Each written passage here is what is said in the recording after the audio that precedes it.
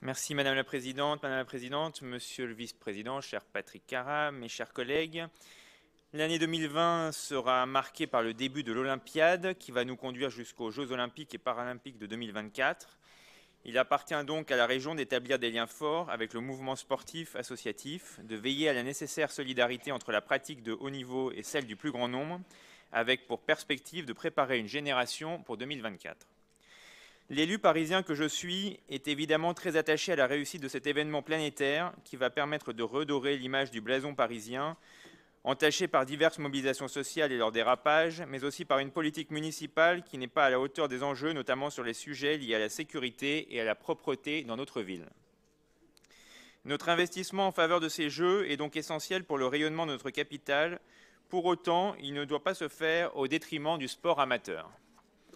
Si nous saluons évidemment l'investissement historique de 209 millions d'euros de la région qui se positionne comme le deuxième financeur public de l'événement, nous soulignons avec force la détermination de la présidente Valérie Pécresse et du vice-président Patrick Caram à préserver, à la différence de l'État ou de la mairie de Paris, les budgets du sport amateur. En effet, les clubs sportifs jouent un rôle essentiel pour l'insertion et l'éducation des plus jeunes. Et ils méritent plus encore d'être valorisés et encouragés. Trop souvent exclus de toute subvention étatique, il est dès lors indispensable de soutenir le fonctionnement des clubs franciliens qui agissent au plus près des territoires et répondent aux besoins des sportifs franciliens. Afin de répondre à cet objectif ambitieux, la région œuvre pour consolider les relations entre les différents acteurs et les mettre au centre de la stratégie régionale. L'adoption du plan Sport Oxygène en septembre 2018 représente le troisième pilier des nouvelles ambitions de la région pour le sport en Île-de-France et met en avant la volonté de l'exécutif d'encourager l'accès aux pratiques sportives pour tous et de développer le sport santé et le sport bien-être. Il est également un facilitateur pour les collectivités territoriales qui ainsi sont incitées à installer des équipements sportifs de proximité en libre accès pour développer l'activité physique et sportive des franciliens. Nous avons hérité d'un territoire particulièrement carencé en matière d'équipements sportifs. Alors que la gauche finançait 13 équipements sportifs en 2015, nous avons financé, rien que pour l'année 2019, 349 équipements. En 2020, 45 millions seront donc mobilisés pour continuer cette politique d'accompagnement des collectivités dans la création et la modernisation des équipements sportifs, notamment en milieu rural. Dans cette même lignée, l'année 2020 sera marquée par un plan d'aménagement et de restructuration doté de plus de 2,6 millions d'euros pour le Centre de ressources, d'expertise et de performance sportive d'Île-de-France, ainsi qu'il accède aux normes internationales.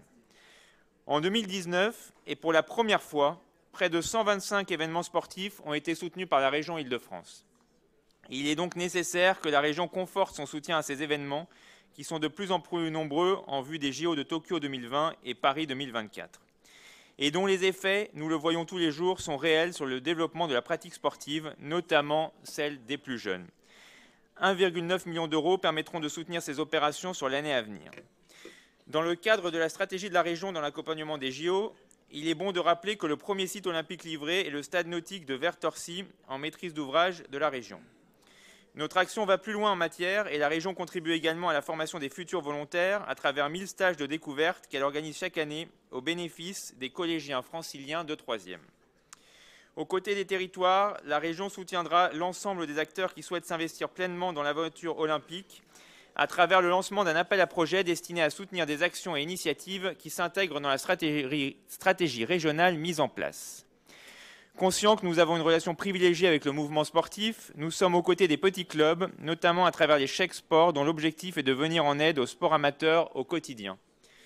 Nous souhaitons également conforter notre implication dans la lutte contre toutes les formes de discrimination et prévenir les risques de radicalisation en diffusant la charte de la laïcité et des valeurs de la République, ainsi que la charte éthique du sport que chaque bénéficiaire s'engage à respecter et à diffuser auprès des licenciés. Enfin, nous souhaitons favoriser l'accès au sport pour le plus grand nombre en portant une attention particulière au handisport, en dotant de 240 000 € une ligne budgétaire qui leur est spécifiquement dédiée. Il s'agit ici d'un budget offensif et consolidé sur ses priorités pour soutenir le sport francilien et nos collectivités. Il est l'illustration du retour du bon sens dans la gestion régionale. C'est pourquoi, évidemment, nous voterons favorablement cette annexe budgétaire. Je vous remercie. Merci.